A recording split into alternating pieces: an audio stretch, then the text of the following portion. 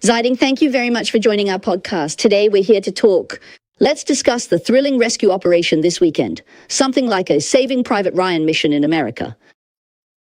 Hello, Fang Fei. Hello to all the viewers. All right, Ziding, I think this is something everyone knows about now. This weekend, the U.S. military staged an operation in Iran that could be said to be even more spectacular than a Hollywood blockbuster. This Saving Private Ryan-style rescue mission was truly thrilling, and it unfolded before the eyes of the entire world, especially as it was carried out step by step under the close watch of the entire American public. There were two individuals involved in this incident. Because the F-15 fighter jet was hit, there were two crew members, one pilot and one weapons systems officer in the back, who were both ejected and landed inside Iranian territory. The pilot was rescued very quickly, but what about the second person, the weapons systems officer? He went through a 48-hour rescue ordeal. Trump said this was an Easter miracle. And personally, I really think even movies wouldn't dare to depict it this way. He was actually hit. At that time, it was Good Friday, the early morning of Jesus' Passion. And then he was rescued. Today, I heard Hagethus mention in Newburyport that it was in the early hours of Sunday at dawn, at the break of day on Easter morning, that he was rescued and airlifted away. So I really think this is somewhat like an Easter miracle. And Trump said today that the operation to rescue this American soldier involved a total of 155 aircraft, including 4 bombers, 64 fighter jets, 48 tankers, and 13 rescue planes. There were so many elements to the entire operation. I know a lot of people are already familiar with much of the information, but I still want to ask Ziding to first walk us through a recap of the general process of rescuing these two pilots, especially the process involving the second one. Here's how it happened. This incident occurred on Friday. On that day, we know that an American F-15 fighter jet was on a mission in southern Tehran when it was hit, reportedly by a man-portable air defense missile. However, the aircraft, though damaged, was still able to fly. So in the end, we saw that the crash site was not in Tehran, but in the mountainous region along Iran's southern border. In other words, after being hit, the fighter jet continued to fly south for 400 kilometers. The original plan was probably to exit Iranian airspace and, if necessary, bail out over the Persian Gulf. For comparison, we know that on the same day, another American aircraft, an A-10, was also hit. This A-10 was providing fire support during the rescue operation. After being hit, it too flew over the Persian Gulf. The pilot ejected and was then rescued. It flew to Kuwait, right? That A-10 pilot... No, the A-10 didn't make it to Kuwait. The pilot abandoned the aircraft over the Persian Gulf, ejected, and was then rescued. Now, coming back to the F-15 fighter jet, you can see that it probably managed to keep going for about 400 kilometers, which is roughly half an hour to 40 minutes of flight time, before it could not keep flying any longer. It might have been an engine problem, or maybe something else, but that was it, so the pilot chose to eject. There were two crew members. One was the pilot, and the other was the weapons systems officer in the rear seat. Because the F-15 fighter jet is the E model known as the Strike Eagle, it can carry a large amount of weaponry. So the weapons officer in the back is mainly responsible for deploying various weapons, such as laser-guided munitions and bombs. If you've seen Top Gun, especially the second Top Gun movie, you can clearly see that there's a crew member in the front and a weapons systems officer in the back. The officer is responsible for laser-guided bomb deployment. So that's how their roles are divided. After the pilot's ejected, the first pilot, after he ejected, he quickly sent out a distress signal. So the United States immediately dispatched a pararescue team. The pararescue team is called PJ, which stands for Pararescue. It is a special forces unit under the United States Air Force. Their sole mission on the battlefield is to rescue people. Their insignia is quite interesting. If you look at it, their insignia is on a green, or rather burgundy-colored, beret. The insignia features an angel called the Angel of Mercy holding the earth. This is quite interesting because angels and the pararescue team share a similar concept. First, they both descend from the sky. Angels have wings, while the pararescue team uses parachutes. They both go to the ground to save others. So when the pararescue team was deployed on that Friday, we saw a lot of live footage showing many Black Hawk helicopters at the scene flying over Iran. But actually, those weren't Black Hawks. They were a derivative version of the Black Hawk called the HH-60, also known as the Pave Hawk. Compared to the standard Black Hawk, it is equipped with additional electronic systems and radar, including a refueling probe. If you look at the front of this helicopter, you'll see a long refueling pipe, which is specifically used for aerial refueling, because helicopters can only stay in the air for about 4 to 5 hours. So if you need a longer range, you need a tanker to refuel it. So this is the Pave Hawk. And then there's also the HC-130. The HC-130 is called the King of Combat. It's actually a modified version of the C-130, that is the Hercules transport aircraft, with added radar systems. It has various radar and electro-optical search systems. Why is that? Because it needs to search for ground situations from the air, wherever there are merchants, wherever our people are.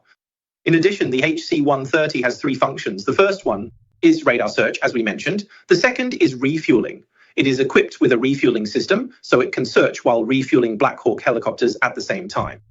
The third function is serving as a combat command center. That is to say, it is actually responsible for coordinating all PJ operations on site, including the situation on the ground, the status of the helicopters, and communication with headquarters. The situation with communications, and then the fourth function is that it can be used for transport. Because we know that para-rescue, the para part refers to paratroopers or parachuting. So in its earliest form, the procedure was for the aircraft to fly over the accident site. My paratroopers would parachute down to the ground, and they themselves have a medical and protective background to carry out rescues. This is the background of the entire PJ unit.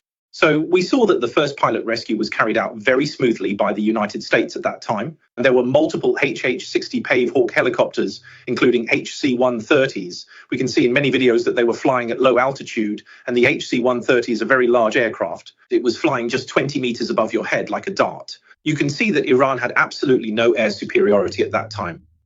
But while the first pilot was found, it took a long time to locate the second weapons officer. Why was that? Because according to later reports, when he ejected, he suffered a concussion and injured his ankle. We know that when you parachute, if you look at the basic training in the US paratroop school, they teach you that when you jump, your feet must be kept together. When you land after parachuting, your legs are the main support point and are very prone to injury. Your legs must be kept together. If you open them even a little, you could easily break a bone, and your ankles are also very susceptible to injury.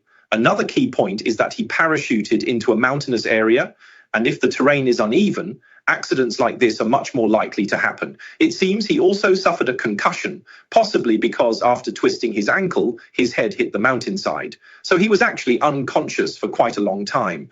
That's why, on the first day, the Americans couldn't find the second pilot, because he was unconscious. Later, after he regained consciousness, he started to use his equipment. The US specifically equips pilots with something on the back of their flight vests called.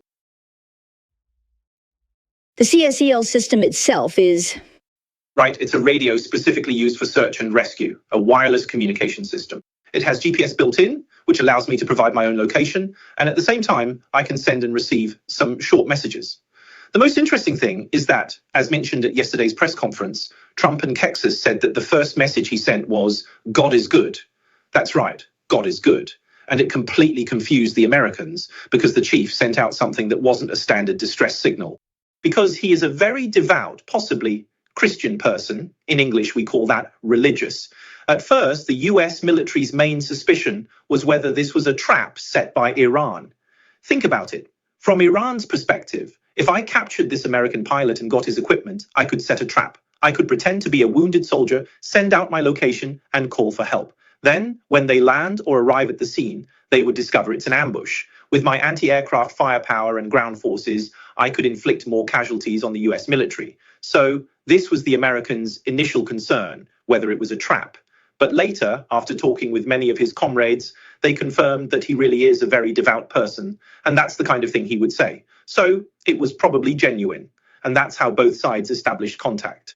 In the first few hours after the incident, he was hiding to avoid being searched. You know, there are actually a lot of Iranians in that area, but fortunately, he was in a mountainous region. According to old maps, the surrounding area was relatively sparsely populated, but Iran had already started deploying military forces to search for him. So at that time, he climbed up to a mountain ridge about 7,000 feet high, and it's not that he climbed 7,000 feet. 7,000 feet is over 2,000 meters, but rather it means that his landing site was already in the mountains. He might have landed at a spot that was already over 1,000 or even 2,000 meters high, and then he climbed further up, hiding among the rocks and heading toward the summit.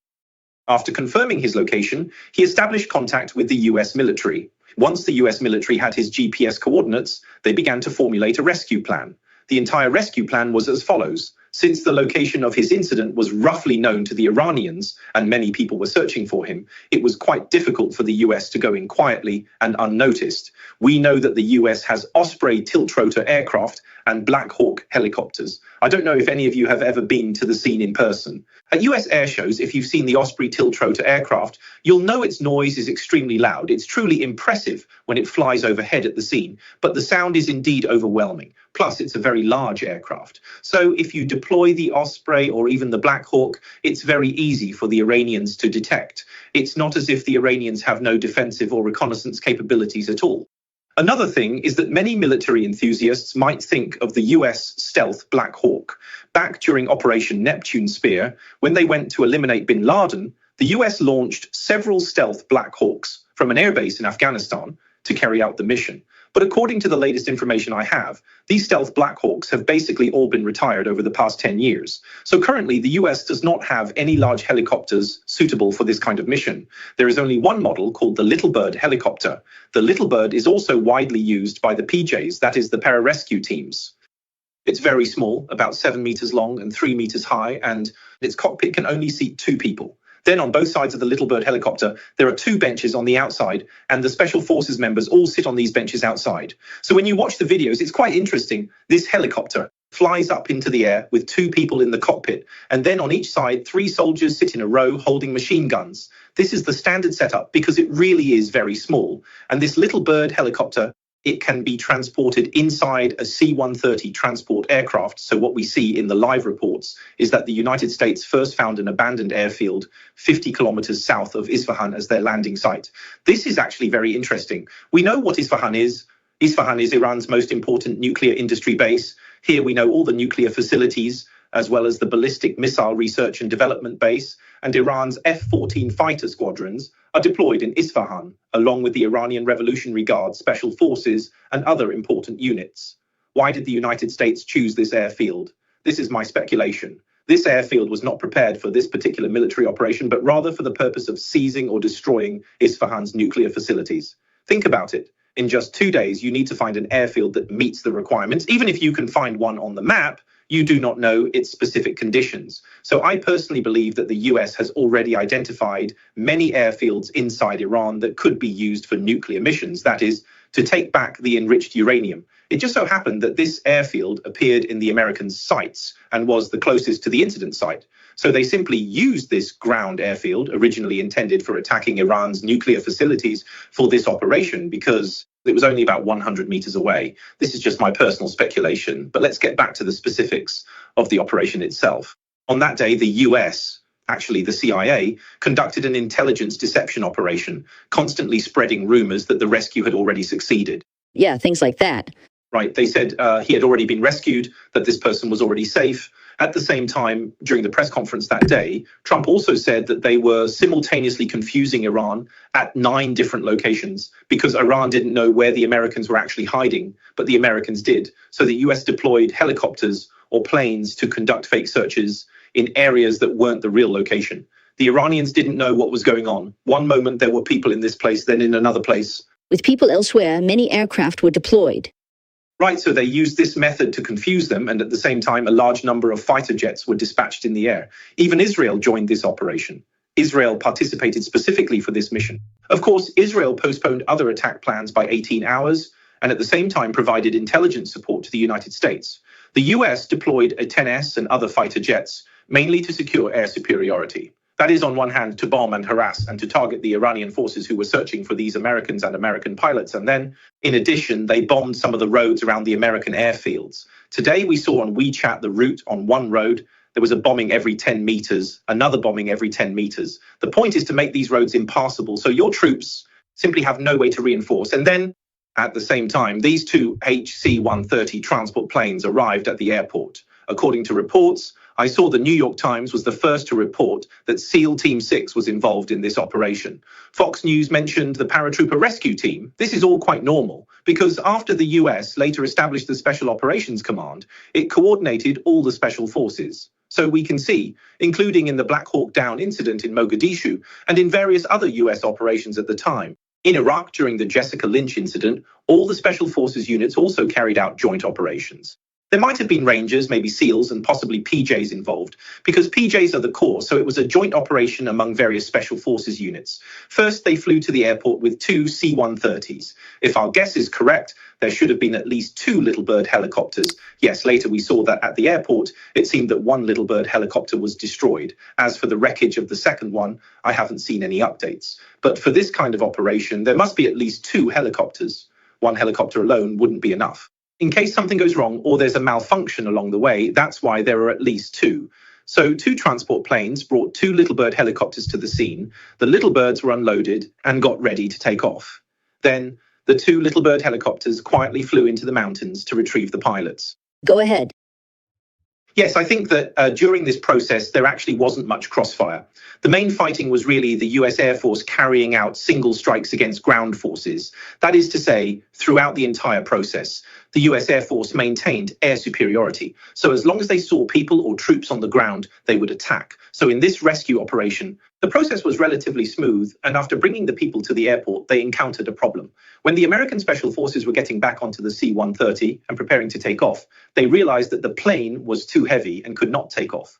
The wheels had sunk into the sand and gravel, making takeoff impossible. At this point, the US had no choice but to urgently call for support.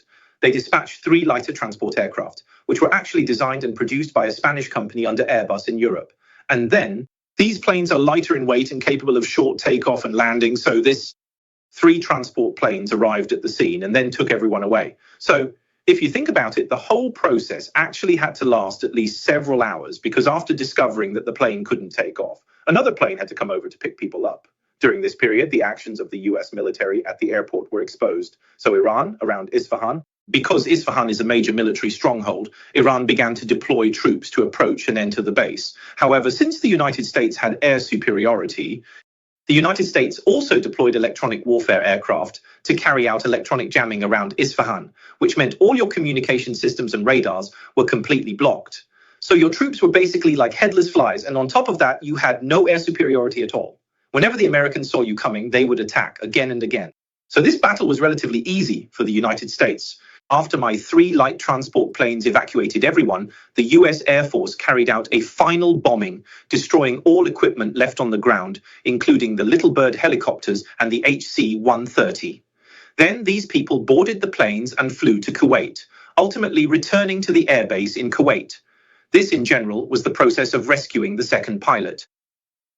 Yes, it was 2 Little Bird helicopters. I read the Wall Street Journal report, and in the end, the 2 C-130s and the 2 Little Bird helicopters were all destroyed. So that's why people say that just for one American soldier, nearly $400 million were spent, $400 million worth of equipment.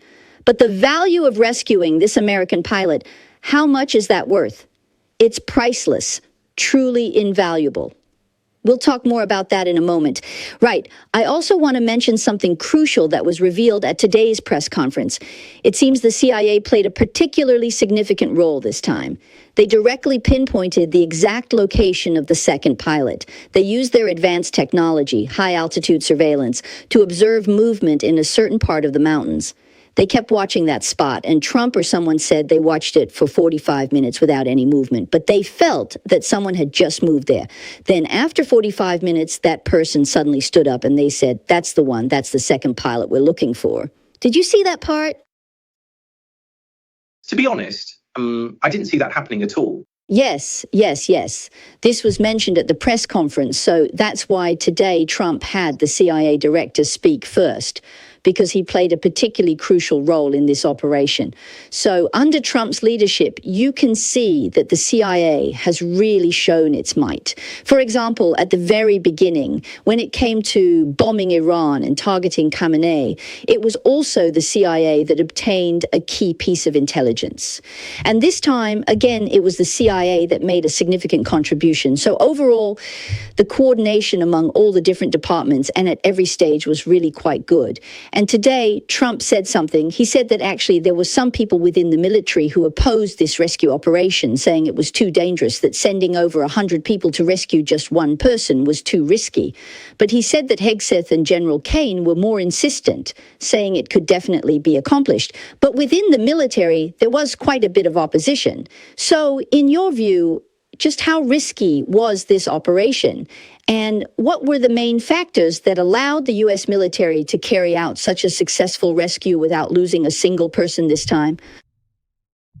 The risks stem from several factors. First, the preparation time is too short. In some cases, the time from the initial plan to the final execution might be less than 1 day. Because execution also requires time, many details are difficult to consider clearly. In special operations like the US operation to capture Maduro, multiple plans are pre-planned, and on site, such as visiting Maduro's residence and conducting repeated training, everything is very clear. However, this is a sudden event, and you have to consider the pilot's position and the entire itinerary yourself.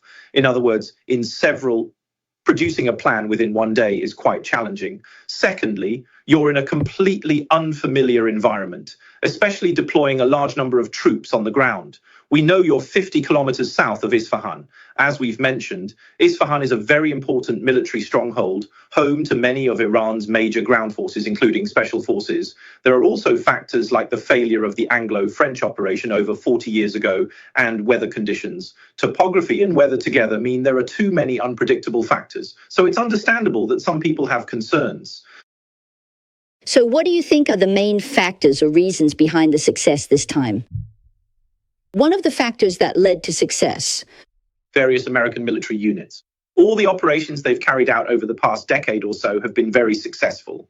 Look at the time when Braden's Operation Neptune Spear took place, when ISIS's Baghdadi was targeted, including this time capturing Maduro, and also in Iraq. During the war, when they rescued Jessica Lynch, they have all been extremely successful. In fact, over the past several decades, the US Special Forces have mainly learned from the failure of the Iran hostage rescue mission, Operation Eagle Claw, back in the day. That lesson, that's right. It failed 46 years ago, so why is it successful now? Why did it fail back then? What was the main difference? Looking back now, Operation Eagle Claw seems like it was carried out by a completely different country. Just as I mentioned earlier, it felt like there wasn't a single part of it that was on track, that sense that nothing was going right. At the time of Operation Eagle Claw, the US president was Carter, and he was facing an election, and then there was a regime change in Iran. After that, more than 50 people from the US embassy were taken hostage. And then Carter decided to take military action. Let me describe the entire process of this military operation. First of all, the main issue was that there was no unified command center like the US Special Operations Command. That is, the Special Operations Command was established after Operation Eagle Claw. At that time, there wasn't one. So the people involved in this operation included the Army, Navy, Air Force, and also Special Forces. So its command system was relatively chaotic. Moreover, there were also problems with the communication system. At that time, there was an issue between the Navy and because the ground personnel they transported were mainly from the Army. However, the helicopters they were riding were Navy Sea Stallions, and there were also S-14s providing escort in the air. So for communications between the two sides, they even had to relay messages back to headquarters in Egypt before exchanging information. All right, so basically the whole system lacked an effective operational framework. So at that specific time, the original US military plan was to utilize 8 heavy lift helicopters. First, these aircraft would depart from a large aircraft carrier stationed in the Arabian Sea, and then eventually reach a remote location situated near the border of Iran. This location was called Desert 1.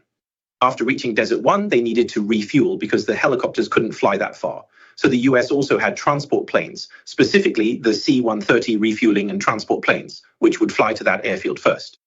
After securing that location, they would wait there for the helicopters. Once the helicopters arrived, they would refuel. After refueling, the helicopters would continue flying forward to a place called Desert 2. That location was north of Tehran, and once they reached that spot, after that, they would drop the people off. Once the people were dropped off, what would happen next? Then they would have to wait until it got dark. CIA personnel would secretly bring over several trucks, 6 trucks in total. Then they would ride the trucks into the city. Just think about it. From the aircraft carrier to inside Tehran, you first had to take a helicopter to Desert 1, then refuel again. After that, the helicopters would take off again to Desert 2, then switch to trucks and then enter the city. The whole plan was extremely complicated. Once inside the city, according to the original plan, the special forces would carry out their operation and rescue the hostages. After rescuing the hostages, they were supposed to run to a gymnasium inside. Or they would wait at that location, and then the helicopters would fly to the stadium. Inside, they would pick up the people, but even after picking them up, they wouldn't leave right away. they would have to fly again to an airport near Tehran. The US would send in commandos to seize it, that airport, and then they would take off from that airport again. If you think about it, there were just too many steps involved in this whole operation. In the end, the very first step of Operation Eagle Claw failed. That is to say, they never even saw the shadow of that airport near Tehran. 8 helicopters took off from the aircraft carrier and encountered a sandstorm. The weather was terrible, and to make matters worse, one of them broke down. Another helicopter was unable to operate after reaching the Desert One location. So out of the 8 helicopters, only 5 were left. According to the requirements of the operation, the United States had a contingency plan in place. That is to say, they assumed that out of the 8 helicopters, 2 might break down. If 2 broke down and 6 remained, the mission could still proceed. 6 helicopters was the minimum operational standard. But now 3 have already broken down, and that happened just on the first leg of the journey. With 3 helicopters down, only 5 were left, so they immediately called off the mission. In other words, right at the very first stage of the operation, a problem occurred. There was an issue, so they called it off. After calling it off, they said, all right, let's withdraw. And then during the withdrawal, the British operation, about 8 American soldiers died, and it had nothing to do with the Iranians.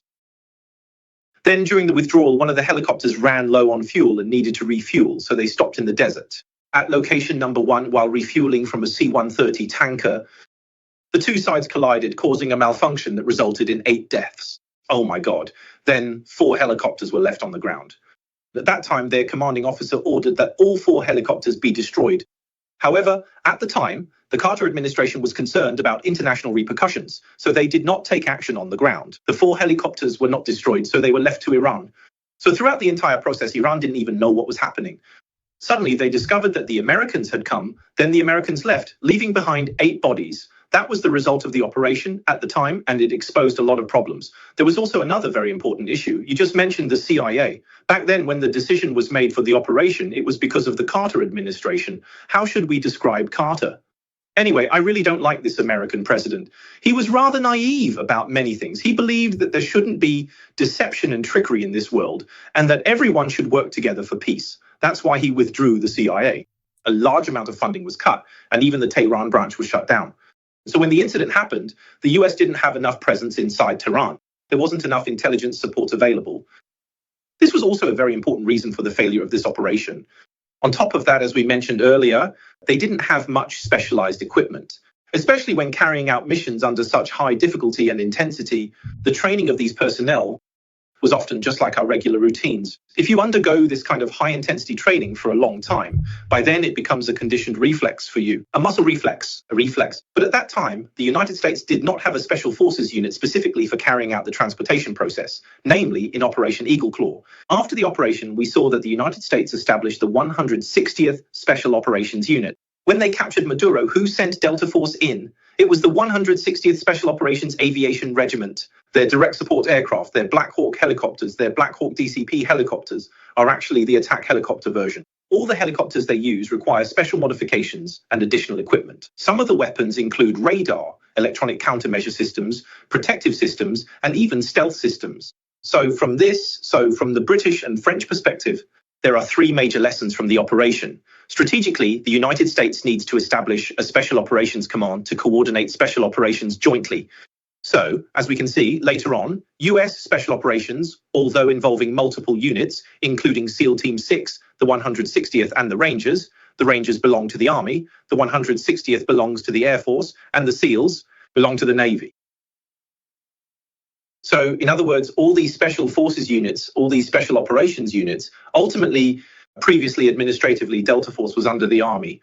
But later on, administratively, they all became subordinate to the Special Operations Command, so they were no longer under the Army's control. Of course, their personnel sources, it still maintains a certain relationship with the Army, so Special Operations. The establishment of the Special Operations Command enabled the US to conduct joint special forces operations. Special operations mission and command capabilities improved. Tactically, they established the 160th Special Operations Aviation Regiment for carrying out personnel transport and extraction under dangerous conditions. Because don't underestimate transport and extraction, actually the requirements are extremely high. In all kinds of weather conditions, whether it's a sandstorm, day, windy, rainy, or at night, you must arrive at the battlefield on time without any accidents. This is A very difficult task. At the same time, you also have to provide fire support and suppressive fire. In any case, from Operation Eagle Claw, the United States learned from these experiences and lessons. Only then could we see the series of successes in later US special operations, including the successes we see today as a whole. The operation process, relatively speaking, went quite smoothly. Special operations often face unexpected issues, including the transport plane failing to take off. Yet the US handled it calmly. In just a day or two, they developed and executed this plan, handling any contingency. I think that's truly remarkable. Yes, I think it's about America's weapons and equipment. Of course, things today are completely different from 46 years ago. But I think the entire command system and command chain, including the cooperation between different branches of the military, as you mentioned, this is also very crucial. And especially, as the saying goes, a brave soldier makes one brave, but a brave general makes all brave. The top commander is also extremely important. I think a team like Trump, Haig, Scowcroft, and General Keane, especially Trump himself, he made such decisions because ultimately these things require the president to make the decisions, including after locating the second pilot. Haig and Scowcroft immediately went to the White House to report to Trump and discuss what to do. Trump said, "Of course we have to rescue him. We must rescue him." So I think these kinds of crucial decisions are also very important because otherwise, just look at the recent withdrawal from Afghanistan. That wasn't very long ago, but the situations are simply incomparable. Also, I think the US military is now over Iranian airspace. They basically have a high degree of air superiority. Isn't this also a key factor that made this operation a success? That's definitely the case, because without air superiority, your transport planes can't get in. Your helicopters wouldn't be able to fly in to rescue people either. So, of course, from the very first day of the war, Israel and the United States have controlled Iran. They had absolute air superiority, and this is also why the United States dared to send ground troops into Iran and establish military bases at the front lines. Being able to rescue people over the course of several hours was an important reason for this. Moreover, the Air Force continued to bomb over Iranian airspace. And I noticed another detail in today's press conference. The United States actually deployed B-2 bombers at the same time as they launched the operation. They launched an attack on the underground bunkers of the Iranian Revolutionary Guard's military command structure in Tehran. They used what are called bunker buster bombs. Today's press conference showed nearly 150 aircraft involved, a scale comparable to the operation to capture Maduro, suggesting various real mission possibilities. With over a dozen planes supported by ground and air cover, plus bombers for airstrikes, the total exceeded 100 aircraft. So this was, relatively speaking, a very large-scale and meticulously planned operation, a military operation.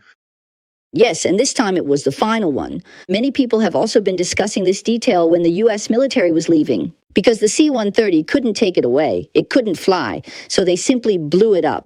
That included the Little Bird helicopters, and then I saw in the media, during the coverage, there was an interview with a former commander of the US Central Command. He said something very memorable. He said, "It takes 1 year to build a plane, but it takes 200 years to build a tradition of not abandoning anyone." He was talking about the US military, saying that they have this tradition. We don't abandon anyone. This is the leave no one behind tradition. That's why we see movies like Saving Private Ryan, right? In films like Saving Private Ryan, they are willing to spare no cost to rescue a single person. It's like this. We can make a clear comparison with the Russia-Ukraine war. The comparison is that you can see how Russia acts on the battlefield. Russian pilots probably can't even imagine it.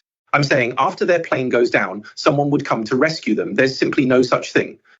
How many aircraft has Russia lost on the front lines? From Su-30 to Su-35 to Su-27 to MiG, not a single person has been rescued by Russia. And if you look at Russia's front lines, Russia's current frontline tactics are basically cannon fodder tactics. This was the case in Bakhmut, in Marinka, and in many other battles, just sending wave after wave of people forward. How many people have died on the Russian front lines? Last year alone, the number of dead and wounded combined reached 1 million, so the scale of casualties is extremely large. Look at the US. In this war up to now, only 13 people have died, and among those 13, 6 of them were killed in a helicopter crash during the incident with the Osprey at that time. The rest, it is said that 6 people died in an attack on a base in Kuwait. On the front lines, actually, no one has died yet. I think this is truly remarkable and also reflects an American tradition. This is something that greatly boosts the morale of the US military, Because as you just mentioned, it reminds me of the PJ, the para-rescue team. Their motto is that others may live. In other words, their purpose for existing is to ensure that others survive. So when you know there is such a team whose sole purpose is to keep you alive as a soldier on the front lines, what does that mean for you? Even if your plane crashes, even if you have to parachute out, you actually don't feel panicked at all.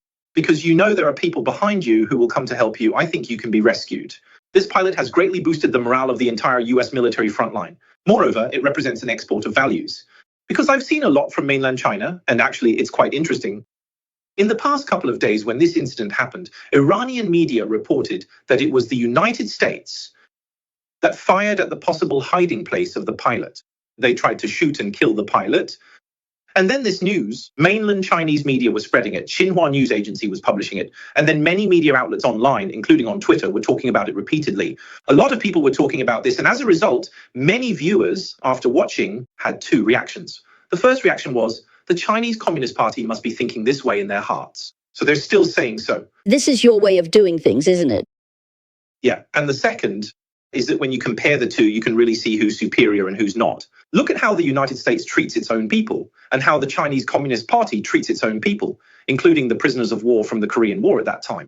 When they finally returned to their country, their fate was so tragic, right? How badly were they persecuted? They were captured on the front lines of the battlefield. After being taken prisoner and returning home, they were persecuted to the point of being half dead. So I think the difference is clear. And for many people, I believe this is also a matter of values. It's about passing on these values. This is just my personal opinion. That's my view. This news is that Iran took revenge first.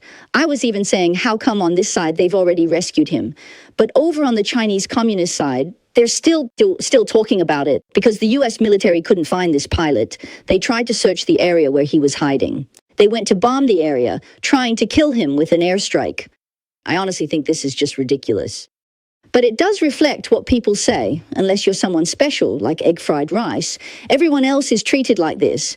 If you really end up behind enemy lines, you can only seek your own end or simply... Would the motherland send something to save you? It's impossible. They'd rather bomb you to death than risk losing 400 million to rescue you. Yes, you often hear the saying, don't implicate the country. This might be a line of thinking from the Chinese Communist Party, yes.